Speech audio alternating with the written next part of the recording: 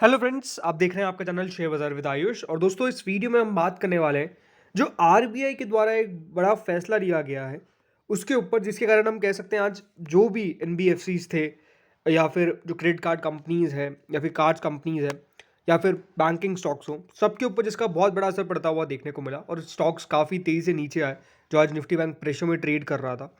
सो कारण क्या है, पूरा मामला क्या है और क्या ये कोई मौका है जो डेफिनेटली हमको बनाना चाहिए यानी यूज़ करना चाहिए। तो वीडियो को दोस्तों पूरा ज़रूर देखिएगा, काफ़ी इंटरेस्टिंग वीडियो रहेगा और काफ़ी इंपॉर्टेंट वीडियो रहेगा। जो लोग अभी तक समझ नहीं पाए बेसिकली आज हुआ क्या, तो वीडियो को पूरा ज़रूर देखना। उससे पहले अभी तक फ्रेंड्स अगर आपने चैनल को सब्सक्राइब नहीं किया है तो आप चैनल को ज़रूर सबसे पहले सब्सक्राइब कर लीजिएगा। तो आप देख सकते हैं 10% तक लुढ़के SBI cards, RBL bank, Bajaj finance, HDFC bank के स्टॉक आरबीआई के एक्शन का असर पड़ता हुआ नजर आया। अब हुआ क्या है, सबसे पहले तो हम ये समझते हैं। दोस्तों, कल आरबीआई ने एक चेतावनी जारी करी और आरबीआई ने कुछ नियमों में बदलाव किए। इसके बाद हुआ कुछ नहीं, आज गिरावट आपको देखने को मिल गई। देखिए हुआ क्या है, आरबीआई ने बैंकों और एनबीएफसी के लिए कंज्यूमर लोन का रिस्क वेटेज को 25% इंक्रीज करने को कहा है। पहले दोस्तों, कोई भी अगर आप लोन लेते थे, जो हम बात कर रहे हैं अनसिक्योर्ड लोन की, अनसिक्योर्ड लोन मतलब जिसके सामने आप कोई कोलैटरल नहीं देते। अब अनसिक्योर्ड लोन कैसे होते हैं? फॉर एग्जांपल, आपने कोई 1 लाख का लेट्स से मोबाइल लिया, उसके सामने आपने लोन लिया है, तो उस लोन पे जब आप कुछ नहीं दे रहे हैं तो उसको अनसिक्योर्ड कहा जाता है। या फिर आप मान लीजिए कहीं भी आपने कुछ लोन लिया है लेकिन उसके सामने आपने कोई भी मॉर्टगेज कुछ नहीं किया या फिर कुछ भी नहीं दिया, तो वो अनसिक्योर्ड लोन होता है। सिक्योर्ड लोन होता है जिसके सामने आपने मॉर्टगेज कर रखा है। फॉर एग्जांपल, अगर आप लेते हैं 10-15 लाख का लोन और आपने अपनी प्रॉपर्टी गिरवी रख दी, तो वो मॉर्टगेज मतलब बेसिकली आपने उसके सामने कुछ दिया है। तो सिक्योर्ड और अनसिक्योर्ड का अंतर आपको समझ में आ चुका होगा। तो यहाँ पर हुआ क्या, कल आरबीआई ने बैंकों को और एनबीएफसीज को कहा कि आप जो अपना क्रेडिट या फिर कंज्यूमर लोन का जो रिस्क है उसको 25% और इंक्रीज कर दे। 25% और इंक्रीज करने का मतलब क्या है? पहले 100% कंज्यूमर क्रेडिट रिस्क ऑलरेडी था, कितना था? 100%। अब उस 100% को बढ़ाकर आरबीआई कहता है कि आप 100% जो है वो तो ठीक है, लेकिन इसको और बढ़ा दीजिए, 125% कर दीजिए। हाँ, इसमें कुछ एक्सेप्शंस रखे गए। एक्सेप्शंस कौन कौन से थे?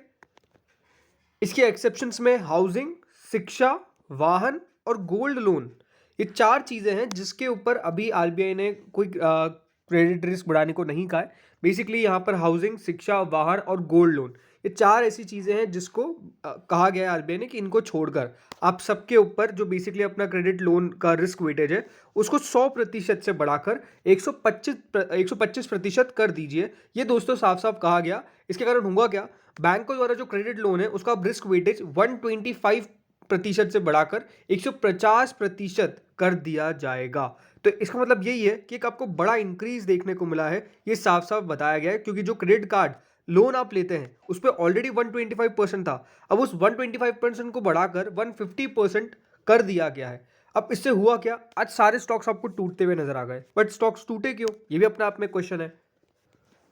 तो दोस्तों, कभी भी जब क्रेडिट रिस्क की बात होती है तो दोस्तों बैंक एक प्रोविजनिंग करके चलते हैं। प्रोविजनिंग क्या होता है? प्रोविजनिंग ये होता है कि बैंक ऑलरेडी मान के चलता है कि वो पैसा उनको वापस नहीं आने वाला है, तो वो प्रोविजंस में डाल देते हैं। अब प्रोविजंस में जब भी डाल देते हैं तो दोस्तों बैंकों के पास होता है एक capital adequacy ratio, CAR।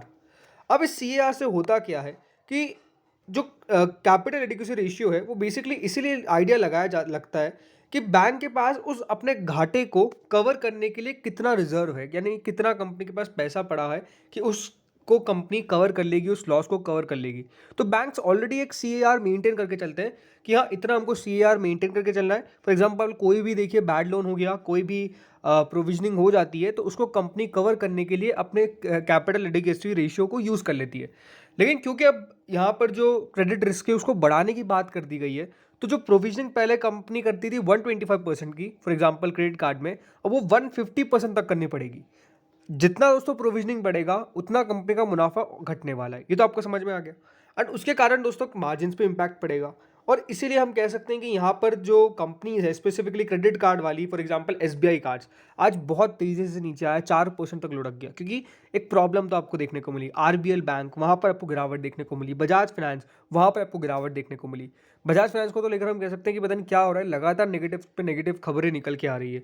But जो बजाज फिनांस है उसको लेकर तो हम कह सकते हैं इतना नेगेटिव हो चुके हैं कि सीएलएसए और सिटी के एनालिस्ट ने माना है कि जो कंपनी का कैपिटल एडिक्वेसी रेशियो है उस पर उसके कारण कंपनी के ऊपर 230 बेसिस पॉइंट तक का आपको प्रभाव देखने को मिल सकता है, दबाव देखने को मिल सकता है। और इसलिए और जहाँ पे एचडीएफसी बैंक हो गया या फिर आईसीआईसीआई बैंक हो गया, एक्सिस बैंक हो गया, एसबीआई हो गया, इन सब के अंदर भी दोस्तों जो क्रेडिट जोखिम है वो डेफिनेटली इंक्रीज होने वाला है। और इनके अंदर ऑलमोस्ट 50 बेसिस पॉइंट एचडीएफसी में, 42 बेसिस पॉइंट आईसीआईसीआई में, 36 बेसिस पॉइंट एक्सिस में और 27 बेसिस पॉइंट एसबीआई के अंदर आपको असर देखने को मिल सकता है। और सीएलएसए का ये भी मानना है कि जो बैंक है अब उनको टीयर 1 की पूंजी में 40 टू 80 बेसिस पॉइंट और एसबीआई कार्ड्स के मामले में 415 बेसिस पॉइंट्स की कटौती का अनुमान है। बेसिस पॉइंट्स कब घटाते हैं? जब डेफिनेटली कंपनी का अनुमान हो कि हाँ अब प्रेशर देखने को मिलेगा। तो वो एक प्रेशर जो है वो बेसिकली अब हम कह सकते हैं कि यहाँ पर नज़र आने वाला है। पेटीएम जैसी कंपनीज के लिए भी अपने आप में नेगेटिव हुआ, लेकिन कुछ कंपनीज के लिए फ़ायदा हो गया। फॉर एग्जांपल हाउसिंग फाइनेंस वाली, इनके ऊपर कोई भी ज़्यादा असर पड़ता हुआ देखने को नहीं मिला, तो इनके अंदर आपको कोई नेगेटिव देखने को नहीं मिला। इंश्योरेंस कंपनीज को कोई असर पड़ता हुआ देखने को नहीं मिला। तो हम कह सकते हैं ऐसी काफ़ी सारी कंपनीज है जो अभी भी अच्छे खासी बढ़ती हुई नज़र आ सकती है उनका, क्योंकि एडवांटेज है। बट इन कंपनीज़ के लिए अब एक बहुत बड़ा नेगेटिव हो चुका है, क्योंकि अब आने वाले जब नंबर्स होंगे तो उस पर भी इसका इम्पैक्ट आपको देखने को मिल जाएगा।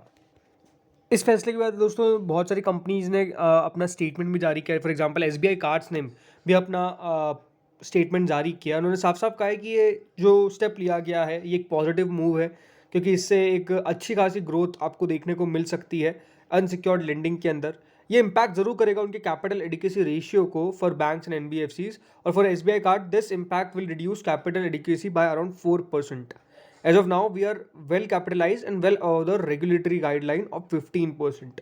उन्होंने कहा कि हमारे पास इतना पैसा है, इतना हम प्रॉफिटेबल कंपनी है कि हम अपने प्रॉफिट्स के अंदर सफिशिएंट फंड डाल सकते हैं फॉर द ग्रोथ। ये साफ साफ उनके द्वारा कहा गया।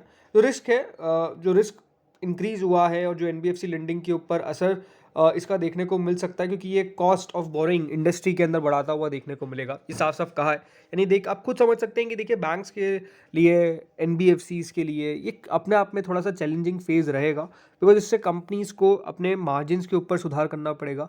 मार्जिन्स इम्पैक्ट तो करेंगे। अब लेट्स सी कि यहाँ से कितना ये नॉर्मल हो जाता है, बिकॉज ज़रूर अभी किया गया है, ऐसा नहीं है कि इसको बिल्कुल घटाया नहीं जाएगा, घटाया जाएगा। बट डेफिनेटली देखिए आरबीआई समझता है कि कुछ ना कुछ दिक्कतें हैं इकोनॉमीज़ के अंदर, जिसके कारण इसका इम्पैक्ट आपको आता हुआ नज़र आ सकता है। तो ऑलरेडी आप सचेत रहिए और इसके लिए तैयार रहिए कि अगर कोई भी प्रॉब्लम आती है तो आपके पास वो सफिशिएंट फंड्स हो अपना कैपिटल एडिक्वेसी रेशियो मेंटेन करने के लिए।